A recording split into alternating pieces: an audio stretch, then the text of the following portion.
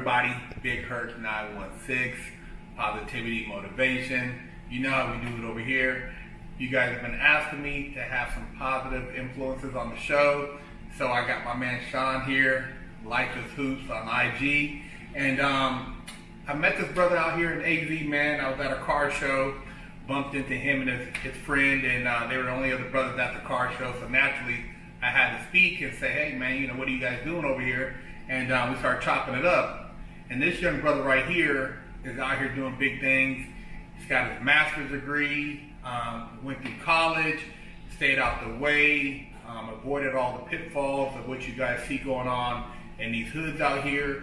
And I thought it'd be very inspirational to get his story and how he managed to avoid the drama that plagues so many young black men. So, Sean, man, tell the people a little bit about where you're from and how you grew up. So I'm from Harvey, Illinois. It's south side of Chicago. And I grew up, I had, unlike most, 4 parents and 12 siblings. My mom and my dad had me, and they divorced, both remarried, so that makes 4 parents. And then I got siblings on both sides. I'm the oldest of my siblings. But my brother Keith, he moved in with us when I was in 7th grade. He moved in, so he older than me, but he was always around the family, so that's my brother too. He's a year older than me. So grew up, big family, a lot of friends, a lot of cousins, brothers. With sports. Sports played a main role in my upbringing. I played basketball, football, baseball. I haven't boxed for a couple weeks in the summer while I was doing AAU. I picked that up right now too, so I'm back boxing, picked that up. But just grew up in Harvey, which is not a good area of Chicago. Just violence, just not knowing people, just acting off emotions. So that comes with that. But I stayed consistent with basketball, and that was my way out. I went D1, played basketball at Eastern Illinois University, crossed a fraternity, just real social, always, networking and knowing that no matter what situation I'm in right now, I knew greater was to come. Do you think that having both parents in the household or having that male father figure role model played a difference? Did you see like guys who maybe didn't have that they got pulled more into the streets because of that? Because I know, a lot of times when you have that, they can kind of see things as a male and look out for you. 120%. So I had 2 fathers on each side, and then I had coaches, mentors. So if I wasn't with my parents, I was at the gym with my basketball coach. I was out to eat with my basketball coach. So just to have that male role model, that male model figure to look up to see, to imitate, it plays a huge role in your environment. But I have seen, some of my friends who done what I've done, close to what I've done, without having that. So they found that. It's ways to find that. You can play basketball, your coach, and there's people out there who want to care for you. Just because it's not your biological dad or father, don't mean, you can't experience that. So you can. There's people out there who willing to give that. That's a great point, because I think outside of the household, your coach is probably your most impactful role model in your life. I mean, you see it like with these Division I colleges, the coaches, when they talk to the players, it pushes you to excel physically, but also mental discipline, going to practice, doing your homework, having goals, interacting with other people. I think that's such an important thing. And, one of the main things I always try to stress, man, because, I got pulled more into the streets was, like you said, when you have that influence that's positive and you see that there's opportunity there, but you have to be able to, you have to be able to make good choices with that. I know you've seen it where you got guys who have, D1 potential balling, but then get caught up on something stupid, like maybe, in the gangs or selling drugs or doing something. And, there's a lot of choices and there's a lot of pressure out there. Do you think that the pressures out there outweigh the opportunity, or if you really, because you're a different generation and there's so much more with the internet, or do you think there's so many opportunities that if you really put your mind to it, it's like limitless? Yes, I'm gonna say it can be done. Whatever you want to do, there's a way to get it done. But yeah, meeting the right people and being in the right environment really impact that and help that and push that, boost that a lot. So getting tied up with the wrong crowd or just, I've seen people, like I grew up with people who didn't make it to where I'm at today.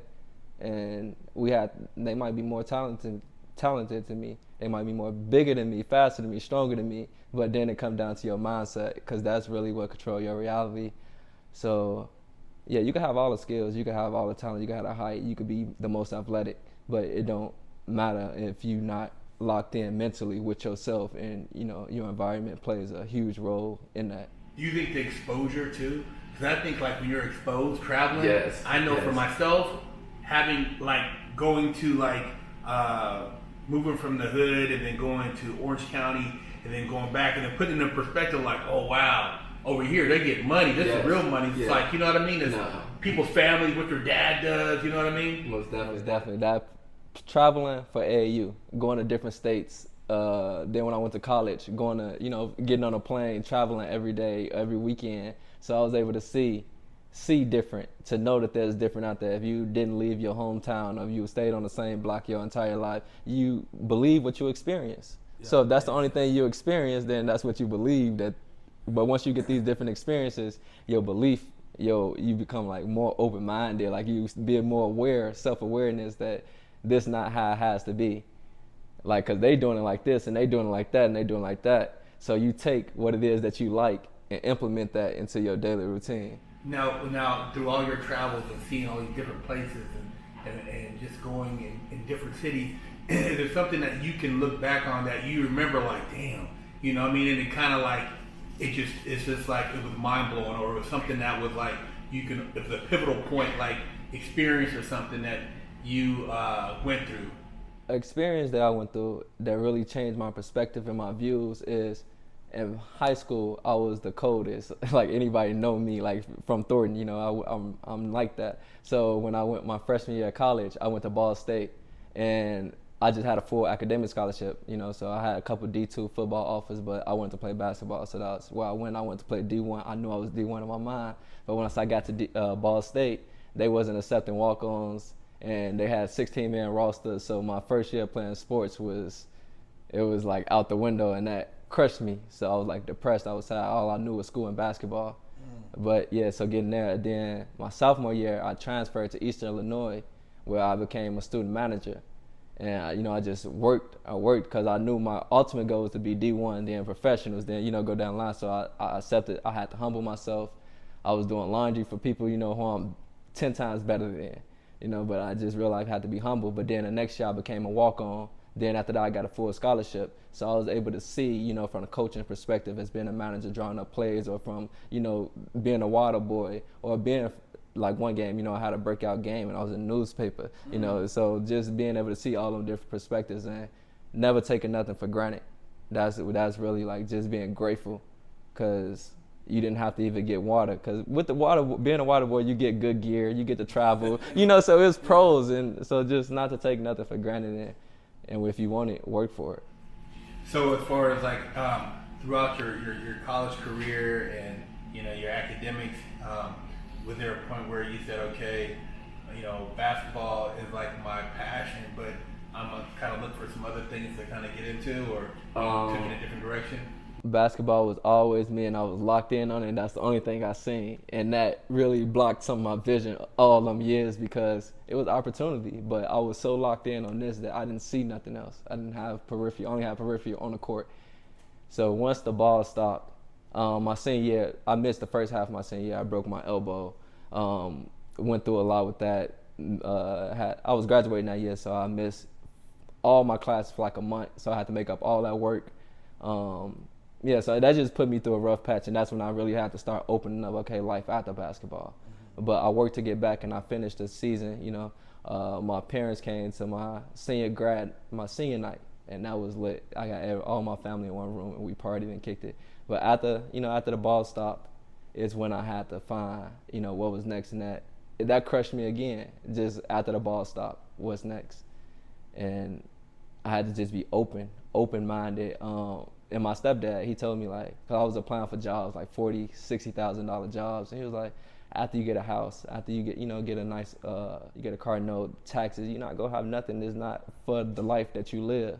And that opened my eyes more too. Like, 60,000 really not no money out there, So that's when I prayed about it. I talked to God a lot. God is, I got a scripture on my phone right now, and I read it 20, 40 times a day. It says, trust in the Lord with all your heart and lean not on your own understanding. In all your ways acknowledge him, and he shall direct your paths. So if you trust in God and have faith, I ended up here. That's real. That's just, but yeah, with that, God basically gave me the vision. I had a low GPA, didn't get accepted back to grad school at Eastern. So I was looking at schools that accept low GPAs, and Grand Canyon was one of them. And I made my mind up and decided I was moving to Arizona the same night. Like, as soon as I woke up, I had a dream about it, and I moved to Arizona. I moved here, and it was a little tough at first, loneliness, being away from the family. That's 24 hours driving away from the family, like a 4-hour flight. But I was able to meet people and connect with people like you, and get, just be more open-minded, well-minded, progression, and just keep going, being consistent, discipline. Being able to travel and do AAU ball was allowed you to be able to make that move, because a lot of people can't leave the block. Right. They're like, man, if I can't do it in the city, then I'm not going to do it. They got to stay local.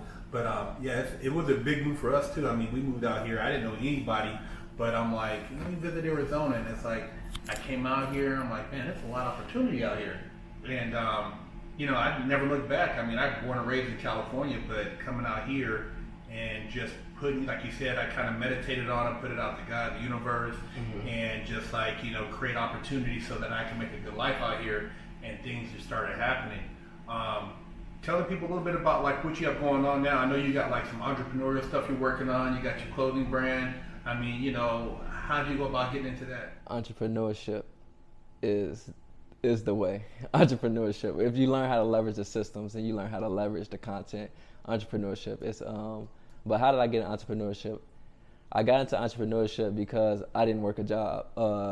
I played basketball. I played sports, so it was school and sports. So I didn't have time to go work a 9-to-5 or go do this. The only thing I had was summer jobs, which I worked in summer camps, and I was a janitor for a summer. So I worked with kids, teaching them basketball, just teaching them about life, giving back. I coached football. So little gigs like that. And I knew I didn't want to work for nobody. I knew that you wouldn't I'm smart, I'm wise, I'm intelligent. So taking orders or listening from people who I feel not on a level as me is kind of disrespecting to me in a way. And that's why I did it, because I could do the same thing that anybody else doing, even better, and add my own little twist and authenticity on it, and it's different. It's just different. I've always felt the same way, man, as far as working for somebody, being told what to do, and I'm looking at the people, I'm like, man, I can't take orders like this, And I've always been creative myself, coming up with ideas, but it's trying to figure out how to bring those ideas to market, and getting around people who think like you. Because, a lot of times, you come up with all this stuff, and everybody's oh, man, that's crazy. But, yes. You seem like a very creative person. Rejection, it comes with it. And it's a numbers game. So you got to talk to so many people and learn so many different, the way people, deliveries and speech, it's a numbers game. So it's a grind. It don't happen overnight. So you just got to work, and you got to deal with the inner me. It's the enemy, but I say the inner me, enemy, so you gotta be able to tackle that. It really comes within. So once you could tackle that enemy and you could, beat yourself, real life, be who you are, be aware, then everything external just aligns. You become successful, whatever you put your mind to, once you could control your mind. What was the hardest part as far as getting started, being your own boss, starting your own brand? The trial and error. You got the mind, you got the vision, you write it all down, and it looks so picture perfect. I had it on my wall. I had the master plan. And then life hits you. People say no, or you get declined, or you get scammed. My clothing line, that's my clothing line, Jet Life.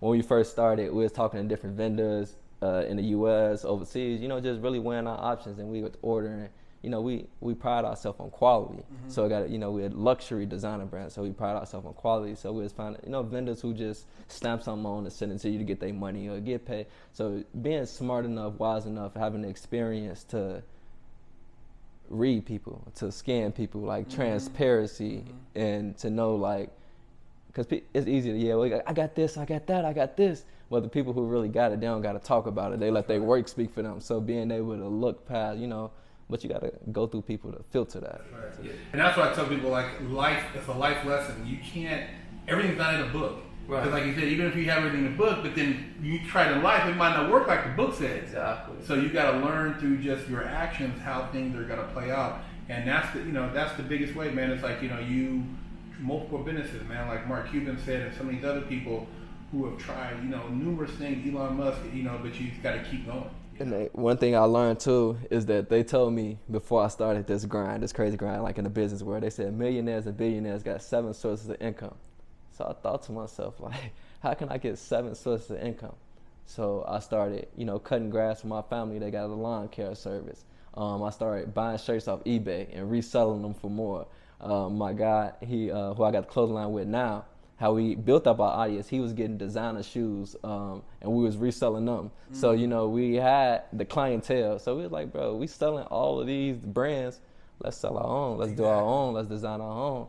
And, we didn't know this at the time, but now I know that history repeats itself. Every generation, history repeats itself. So it might not be the exact, like nothing new under the sun, really. So if you learn from somebody who did it before you or before that generation, you take them skills and you learn and you know the mindset and you apply it to your generation. And that's how you save yourself trial and error. Learning from somebody who already did it is nothing new. Just learn from somebody. Same fire. Yeah. What advice would you give to the young people out there, watching this interview, interested in starting their own business, or they're going to school, or they're thinking about graduating, what they should do? What advice would you give to a young person who just kind of like they don't have no direction? Learn yourself. Learn about yourself. What you like, what you dislike, what make you feel good, and you want to be open to trying new things. So, like I said, doing the same thing over and over and expecting a different result is insanity. You got to switch something up. You got to try something new. You got to be open. And one thing that helped me is sometimes I go to dark places in my head. Like I just how I grew up, seeing parents fighting, just seeing drama, seeing all type of stuff like that is what it hunted me in a way. So I was able, it's like just to accept that, like this is what happened, this is what it is, the past, I can't change any of that. But starting right now, how do I move forward?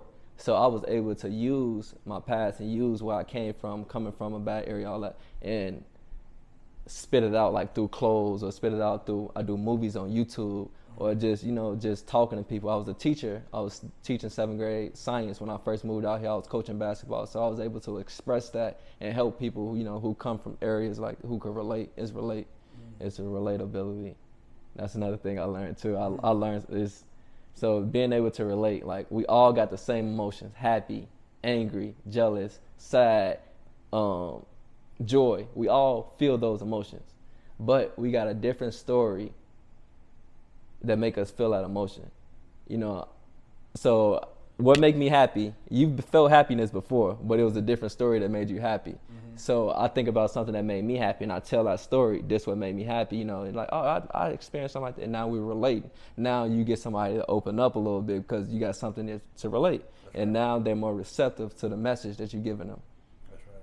Because they can relate. Yeah, and that's how, at the end of the day, we're all connected, and it's a matter of finding that connection that makes all of us like on that same path, whether we're trying to achieve whatever level of success, but you tap into that and you meet people along your journey, just like how we met and the energy's out there. So it all makes sense, man. I mean, I think it's a lot of the people watching, especially the young people, when they watch this interview, when they see what you've done, hopefully it'll inspire some people. Maybe you get some questions, people hitting you up on your IG, and I'll make sure there's the links in the description that you guys can reach out, find out about his clothes online, his Instagram, all that, because You know, Sean can be doing big things out here. Through one person's vulnerability is another person's inspiration.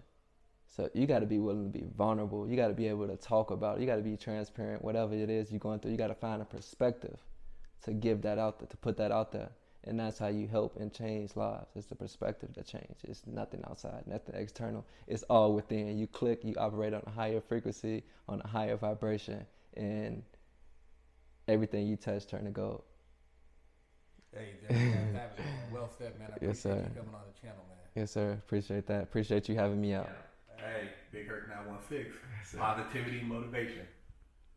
Don't forget to stop by the Big Herc916 store and pick up a sticker for your car, or a patch, or a sticker for your laptop, or maybe a beanie, or read one of the many books that Big Herc916 has authored. You know how we do it.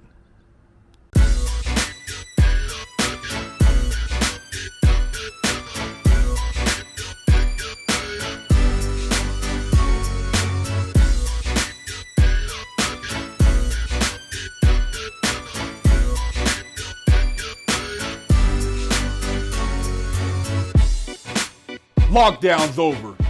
Get your yard time in. Exclusively at FreshOutSeries.com.